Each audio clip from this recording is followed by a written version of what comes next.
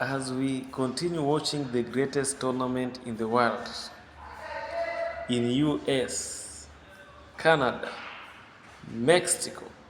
Subscribe the channel, like the channel. Very important.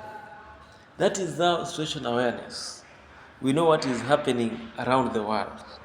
Is football the greatest tournament in the world? And football is the tournament or a game that has a lot of fans.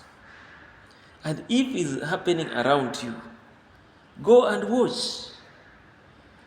Go and get entertainment, because it will take you years again, because it's rotating around the world. That is the very, very important. Subscribe the channel, like the channel. We will continue giving you updates until the last day. Bye.